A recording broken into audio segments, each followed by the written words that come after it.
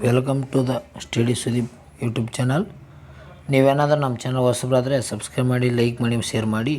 ಅದೇ ರೀತಿಯಾಗಿ ಪಕ್ಕದಲ್ಲಿರೋ ಬೆಲ್ಲೈಕನನ್ನು ಪ್ರೆಸ್ ಮಾಡೋ ಮೂಲಕ ನಾವು ಅಪ್ಲೋಡ್ ಮಾಡುವ ವಿಡಿಯೋವನ್ನು ನೋಟಿಫಿಕೇಷನ್ ಮುಖಾಂತರ ನೋಡಿಕೊಳ್ಳಿ ಫ್ರೆಂಡ್ಸ್.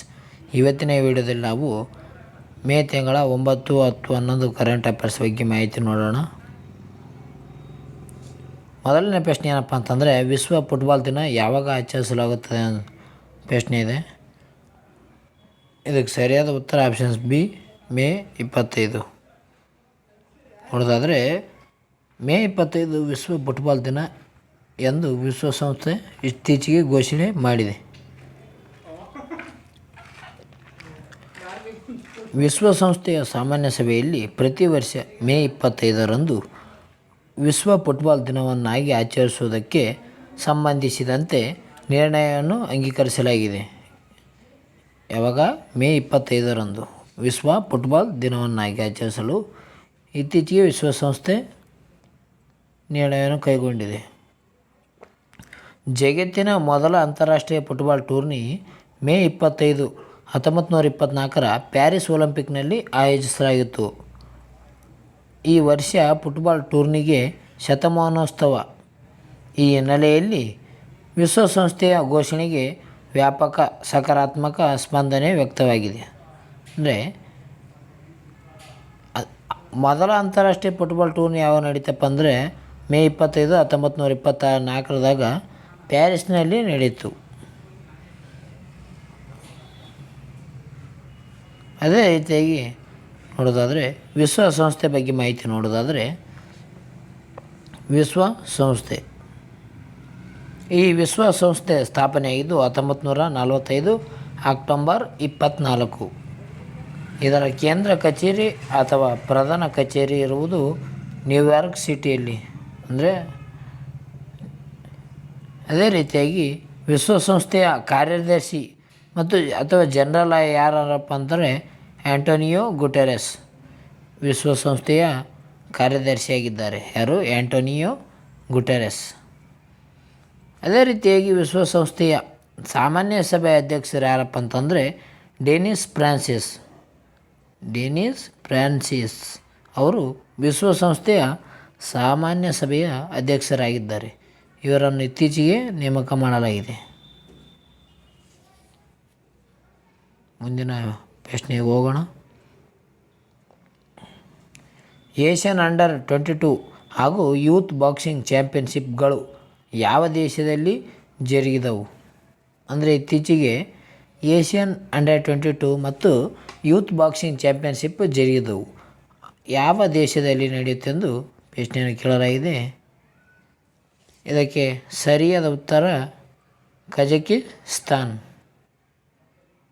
ಕಜಕಿಸ್ತಾನದಲ್ಲಿ ಇತ್ತೀಚೆಗೆ ಏಷ್ಯನ್ ಅಂಡರ್ 22 ಮತ್ತು ಯೂತ್ ಬಾಕ್ಸಿಂಗ್ ಚಾಂಪಿಯನ್ಶಿಪ್ಗಳು ಆಯೋಜಿಸಲಾಗಿತ್ತು ಕಜಕಿಸ್ತಾನ್ ದೇಶದಲ್ಲಿ. ನ್ಯೂಸ್ ನೋಡೋದಾದರೆ, ಕಜಕಿಸ್ತಾನದ ಆಸ್ಥಾನದಲ್ಲಿ ನಡೆದ ಏಷ್ಯನ್ ಅಂಡರ್ 22 ಹಾಗೂ ಯೂತ್ ಬಾಕ್ಸಿಂಗ್ ಚಾಂಪಿಯನ್ಶಿಪ್ನಲ್ಲಿ ಭಾರತ ದಾಖಲೆಯ 43 ಪದಕಗಳನ್ನು ಗೆದ್ದುಕೊಂಡಿದೆ. ಎಷ್ಟು? 43 ಪದಕಗಳನ್ನು ಇತ್ತೀಚೆಗೆ ಭಾರತ ಪಡೆದುಕೊಂಡಿದೆ ಕಜಕಿನ್ ದೇಶದಲ್ಲಿ ನಡೆದ ಏಷ್ಯನ್ ಅಂಡರ್ 22 ಹಾಗೂ ಬಾಕ್ಸಿಂಗ್ನಲ್ಲಿ. ಕೂಟದಲ್ಲಿ ಒಟ್ಟಾರೆಯಾಗಿ ಭಾರತ ಅಥ್ಲೆಟ್ಗಳು 12 ಚಿನ್ನ, 14 ಬೆಳ್ಳಿ ಮತ್ತು 17 ಕಂಚಿನ ಪದಕಗಳನ್ನು ತಮ್ಮದಾಗಿಸಿಕೊಂಡಿದ್ದಾರೆ. ಎಷ್ಟು? 12 ಚಿನ್ನ, 14 ಬೆಳ್ಳಿ, 17 ಕಂಚು ಭಾರತ ಪಡೆದುಕೊಂಡಿದೆ. ಭಾರತ ಪದಕ ಗಳಿಕೆಯಲ್ಲಿ 2ನೇ ಸ್ಥಾನ ಗಳಿಸಿತ್ತು. ಎಷ್ಟು? 2ನೇ ಸ್ಥಾನದಲ್ಲಿ ಭಾರತ ಪದಕ ಗಳಿಕೆಯಲ್ಲಿದೆ. ಆತಿಥ್ಯ ಆಗಿರುವ ಕಜಕಿಸ್ತಾನ 48 ಪದಕಗಳೊಂದಿಗೆ ಅಗ್ರಸ್ಥಾನ ಪಡೆದುಕೊಂಡಿದೆ. ಮೊದಲನೇ ಸ್ಥಾನ ಯಾವುದಪ್ಪ ಅಂದರೆ ಕಜಕಿಸ್ತಾನ್ ಪಡೆದುಕೊಂಡಿದೆ. 2ನೇ ಸ್ಥಾನ ನಮ್ಮ ಭಾರತ ಪಡೆದುಕೊಂಡಿದೆ. ಇತ್ತೀಚೆಗೆ ಪದಕಗಳನ್ನು ಗಳಿಕೆ ಮಾಡೋದು ಜಾಸ್ತಿ ಪಡೆದ ಪದಕ ಯಾವ್ಯಾವ ದೇಶಪ್ಪ ಅಂದರೆ ಮೊದಲನೇದು ಕಜಕಿಸ್ತಾನ್, 2ನೇದಾಗಿ ಭಾರತ 43 ಪದಕಗಳನ್ನು ಪಡೆದುಕೊಂಡಿದೆ. ಕಜಕಿಸ್ತಾನ್ 48 ಪದಕಗಳನ್ನು ಪಡೆದುಕೊಂಡಿದೆ. ಅದೇ ರೀತಿ ಮುಂದಿನ ಪ್ರಶ್ನೆ ನೋಡೋಣ.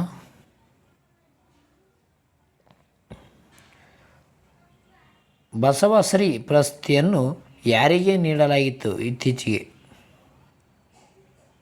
ಯಾರಿಗೆ ನೀಡಲಾಗಿದೆ? ಇದಕ್ಕೆ ಸರಿಯಾದ ಉತ್ತರ ಲೀಲಾದೇವಿ ಆರ್ ಪ್ರಸಾದ್. ಲೀಲಾದೇವಿ ಆರ್ ಪ್ರಸಾದ್ ಅವರಿಗೆ ಇತ್ತೀಚೆಗೆ ಬಸವಶ್ರೀ ಪ್ರಶಸ್ತಿಯನ್ನು ನೀಡಲಾಗಿದೆ.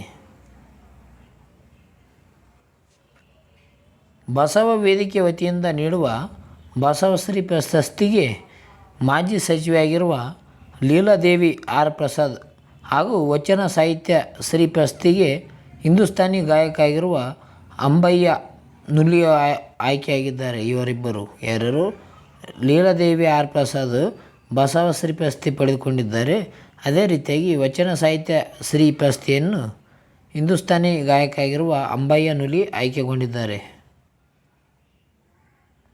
ಈ ಲೀಲಾದೇವಿ ಆರ್ ಪ್ರಸಾದ್ ಅವರು ಸಾರ್ವಜನಿಕ ಕ್ಷೇತ್ರದಲ್ಲಿ ಸಲ್ಲಿಸಿರುವ ಸೇವೆ ಹಾಗೂ ಶರಣ ಸಾಹಿತ್ಯಕ್ಕೆ ನೀಡಿರುವ ಮೌಲ್ಯಗಳನ್ನು ಕೊಡುಗೆಗಳನ್ನು ಪರಿಗಣಿಸಿ ಬಸವಶ್ರೀ ಪ್ರಶಸ್ತಿಗೆ ಆಯ್ಕೆಯಾಗಿದ್ದಾರೆ.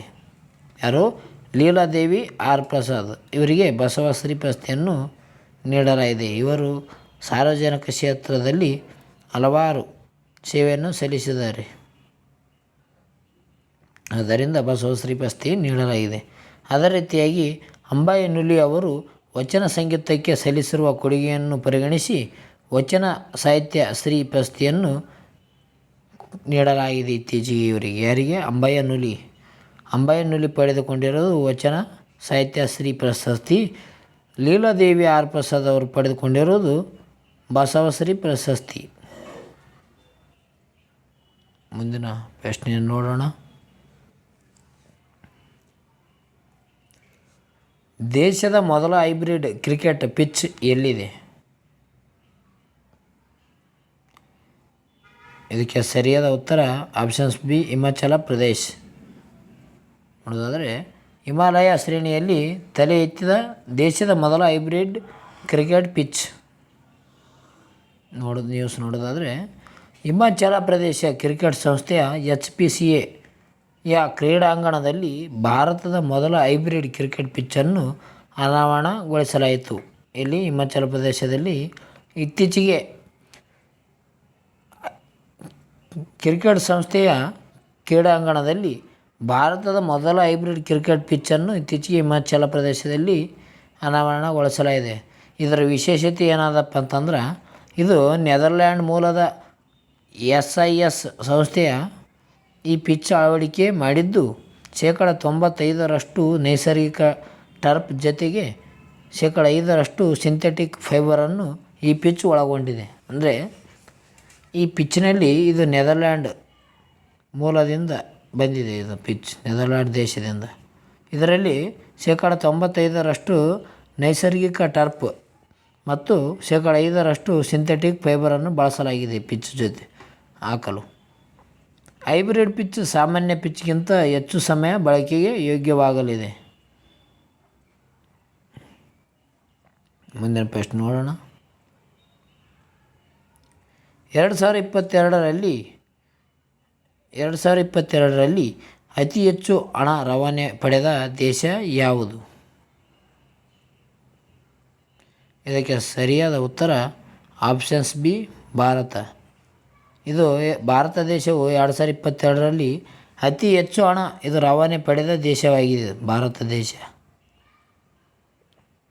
ನ್ಯೂಸ್ ನೋಡೋದಾದರೆ international organisation for the migration IOM ಈ ವಿಶ್ವ ವಲಸೆ ವರದಿ 2024 ಬಿಡುಗಡೆ ಮಾಡಿದೆ. ಯಾವುದು? IOM ಫುಲ್ ಫಾರ್ಮ್ ಏನಪ್ಪ ಅಂದರೆ ಇಂಟರ್ನ್ಯಾಷನಲ್ ಆರ್ಗನೈಜೇಷನ್ ಫಾರ್ ಮಿಗ್ರೇಷನ್. ಅದೇ ರೀತಿಯಾಗಿ 2022ರಲ್ಲಿ ಭಾರತವು US $111 ಶತಕೋಟಿಗೂ ಹೆಚ್ಚು ಹಣ ರವಾನೆಗಳನ್ನು ಸ್ವೀಕರಿಸಿದೆ ಎಂದು ವರದಿ ಬಹಿರಂಗಪಡಿಸಿದೆ. ಎಷ್ಟು? 111 ಶತಕೋಟಿ. ಹೀಗಾಗಿ US 100 ಶತಕೋಟಿ ದಾಟಿದ ಮೊದಲ ದೇಶವಾಗಿದೆ. ಯಾವುದು? ಭಾರತ. 2022ರಲ್ಲಿ ಅತಿ ಹೆಚ್ಚು ಹಣ ರವಾನೆ ಪಡೆದ ಟಾಪ್ 5 ದೇಶಗಳು ಅತಿ ಹೆಚ್ಚು ಹಣ ರವಾನೆ ಪಡೆದ ಮೊದಲನೇ ದೇಶ ಯಾವುದಪ್ಪ ಅಂದರೆ ಅದೇ ಭಾರತವಾಗಿದೆ. ಇದು ಅತಿ ಹೆಚ್ಚು ಹಣ ರವಾನೆ ಪಡೆದಿದೆ 2022ರಲ್ಲಿ. 2ನೇ ಸ್ಥಾನದಲ್ಲಿ ಮೆಕ್ಸಿಕೋ ಇದೆ. 3ನೇ ಸ್ಥಾನದಲ್ಲಿ ಚೀನಾ ಇದೆ. 4ನೇ ಸ್ಥಾನದಲ್ಲಿ ಫಿಲಿಪೈನ್. 5ನೇ ಸ್ಥಾನದಲ್ಲಿ ಫ್ರಾನ್ಸ್ 5ನೇ ಸ್ಥಾನದಲ್ಲಿದೆ. ಚೀನಾ 3ನೇ ಸ್ಥಾನದಲ್ಲಿದೆ. ದಕ್ಷಿಣ ಏಷ್ಯಾದ 3 ದೇಶಗಳಾದ ಭಾರತ, ಪಾಕಿಸ್ತಾನ ಮತ್ತು ಬಾಂಗ್ಲಾದೇಶವು ಅತಿ ಹೆಚ್ಚು ಹಣ ರವಾನೆ ಪಡೆದ ಟಾಪ್ 10 ದೇಶಗಳಲ್ಲಿ ಸ್ಥಾನ ಪಡೆದುಕೊಂಡಿವೆ. ಒಟ್ಟ 10 ದೇಶಗಳಲ್ಲಿ ನಮ್ಮ ದಕ್ಷಿಣ ಏಷ್ಯಾದ 3 ದೇಶಗಳಾದ ಭಾರತ, ಪಾಕಿಸ್ತಾನ, ಬಾಂಗ್ಲಾದೇಶ ಇವು ಸ್ಥಾನಗಳನ್ನು ಪಡೆದುಕೊಂಡಿವೆ. ಇವು ಟಾಪ್ 10ದಲ್ಲಿ 10ರೊಳಗೆ ನಮ್ಮ ಭಾರತ ಆಗಿರ್ಬೋದು, ಪಾಕಿಸ್ತಾನ ಆಗಿರ್ಬೋದು, ಬಾಂಗ್ಲಾದೇಶ ಆಗಿರ್ಬೋದು, ಇವು 3 ಸ್ಥಾನ ಪಡೆದುಕೊಂಡಿವೆ ಟಾಪ್ 10ನಲ್ಲಿ. ಅದೇ ರೀತಿ ಮುಂದಿನ ಪ್ರಶ್ನೆ ನೋಡೋಣ. ಸೌರ ವಿದ್ಯುತ್ ಉತ್ಪಾದನೆಯಲ್ಲಿ ಭಾರತದ ಸ್ಥಾನ ಎಷ್ಟನೇ ಸ್ಥಾನದಲ್ಲಿದೆ? ನೋಡೋದಾದರೆ ಸೌರ ಉತ್ಪಾದನೆಯಲ್ಲಿ ಭಾರತದ ಸ್ಥಾನ 3ನೇ ಸ್ಥಾನದಲ್ಲಿದೆ. ಸೌರ ವಿದ್ಯುತ್ ಉತ್ಪಾದನೆ ವಿಶ್ವದಲ್ಲಿ ಈಗ ಭಾರತ ನಂಬರ್ 3 ಸ್ಥಾನದಲ್ಲಿದೆ. ಸೌರ ವಿದ್ಯುತ್ ಉತ್ಪಾದನೆಯಲ್ಲಿ ಭಾರತ 2023ರಲ್ಲಿ ಜಪಾನನ್ನು ಹಿಂದಿಕ್ಕಿ ವಿಶ್ವದ ನಂಬರ್ 3 ಸ್ಥಾನಕ್ಕೆ ಏರಿದೆ. ಜಾಗತಿಕ ಇಂಧನ ಚಿಂತಕರ ಚಾವಡಿ ಎಂಬರ್ನ ವರದಿಯ ಪ್ರಕಾರ ಭಾರತವು 2015ರಲ್ಲಿ 9ನೇ ಶ್ರೇಯಾಂಕ ಪಡೆದುಕೊಂಡಿತ್ತು. 2015ರಲ್ಲಿ 9ನೇ ಸ್ಥಾನದಲ್ಲಿತ್ತು. ಆದರೆ 2020 ಈಗಿನ ಪ್ರಸ್ತುತ ವರ್ಷದಲ್ಲಿ ಇದು ನಂಬರ್ 3ನೇ ಸ್ಥಾನದಲ್ಲಿದೆ. 2023ರಲ್ಲಿ ಸೌರ ಶಕ್ತಿ ಉತ್ಪಾದನೆ ಏರಿಕೆಯಲ್ಲಿ ಭಾರತವು ಚೀನಾ, ಅಮೆರಿಕ ಹಾಗೂ ಬ್ರೆಜಿಲ್ನ ನಂತರ 4ನೇ ಸ್ಥಾನ ಗಳಿಸಿದೆ.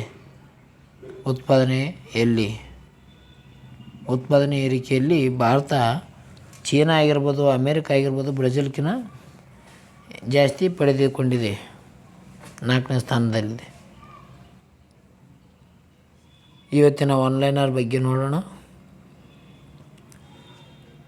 ಟಾಪ್ 10 ಕೋಟ್ಯಾಧೀಶರ ನಗರಗಳ ಪಟ್ಟಿಯಲ್ಲಿ ಅಮೆರಿಕದ ನ್ಯೂಯಾರ್ಕ್ ವಿಶ್ವದಲ್ಲೇ ಮೊದಲ ಸ್ಥಾನ ಗಳಿಸಿದೆ. ಯಾವುದು? ಅಮೆರಿಕದ ನ್ಯೂಯಾರ್ಕ್ ಕೋಟ್ಯಾಧೀಶರ ನಗರಗಳಲ್ಲಿ ಮೊದಲನೇ ಸ್ಥಾನದಲ್ಲಿದೆ. ಇದು ಯಾವುದು? ನ್ಯೂಯಾರ್ಕ್ ಕೋಟ್ಯಾಧೀಶರ ನಗರಗಳ ಪಟ್ಟಿಯಲ್ಲಿ ಈ ನ್ಯೂಯಾರ್ಕ್ ಮೊದಲ ಸ್ಥಾನ ಗಳಿಸಿದೆ. ಅದೇ ರೀತಿಯಾಗಿ ಪ್ರಸಕ್ತ ಆರ್ಥಿಕ ವರ್ಷದಲ್ಲಿ ದೇಶದ ಒಟ್ಟು ದೇಶೀಯ ಉತ್ಪನ್ನ ಅಥವಾ GDP ಬೆಳವಣಿಗೆ 8% ತಲುಪುವ ಸಾಧ್ಯತೆ ಇದೆ ಎಂದು ಕೇಂದ್ರ ಸರ್ಕಾರದ ಮುಖ್ಯ ಆರ್ಥಿಕ ಸಲಹೆಗಾರ ಆಗಿರುವ ವಿ. ಅನಂತ್ ನಾಗೇಶ್ವರ್ ಹೇಳಿದ್ದಾರೆ. ಯಾರು? ವಿ. ಅನಂತ್ ನಾಗೇಶ್ವರ್ ಅವರು ಮುಖ್ಯ ಆರ್ಥಿಕ ಸಲಹೆಗಾರರಾಗಿದ್ದಾರೆ ಕೇಂದ್ರ ಸರ್ಕಾರದ. ಇವರು ಇತ್ತೀಚೆಗೆ ಏನು ಹೇಳಿದಾರಪ್ಪ ಅಂದ್ರೆ, ಒಟ್ಟು ದೇಶೀಯ ಉತ್ಪಾದನೆಯಲ್ಲಿ 8% ತಲುಪುವ ಸಾಧ್ಯತೆ ಇದೆ ಎಂದು ಹೇಳಿದ್ದಾರೆ ಇವರು. GDPಯ ಫುಲ್ ಫಾರಮನ್ನು ನೀವು ಕಮೆಂಟ್ ಮೂಲಕ ತಿಳಿಸಿ. GDP ಅಂದ್ರೇನು ಅಂತ ಕಮೆಂಟ್ ಮೂಲಕ ತಿಳಿಸಿ ಫ್ರೆಂಡ್ಸ್. ಓಕೆ ಫ್ರೆಂಡ್ಸ್, ಇವತ್ತಿನ ವಿಡಿಯೋದಲ್ಲಿ ಇಷ್ಟೇ. ನಿಮಗೆ ನಮ್ಮ ವಿಡಿಯೋ ಏನಾದರೂ ಇಷ್ಟ ಆದರೆ ಲೈಕ್ ಮಾಡಿ, ಶೇರ್ ಮಾಡಿ, ಸಬ್ಸ್ಕ್ರೈಬ್ ಮಾಡಿ. ಅದೇ ರೀತಿಯಾಗಿ ಟೆಲಿಗ್ರಾಮ್ ಲಿಂಕಿಗೆ ಯಾರು ಜಾಯ್ನ್ ಆಗಿಲ್ಲ ಜಾಯ್ನ್ ಆಗಿ ಫ್ರೆಂಡ್ಸ್. ಬೇಗ ಈ PDF ಅಲ್ಲೇ ದೊರೆಯುತ್ತದೆ. ಓಕೆ ಫ್ರೆಂಡ್ಸ್, ಮುಂದಿನ ವಿಡಿಯೋದಲ್ಲಿ ಸಿಗೋಣ. Bye friends.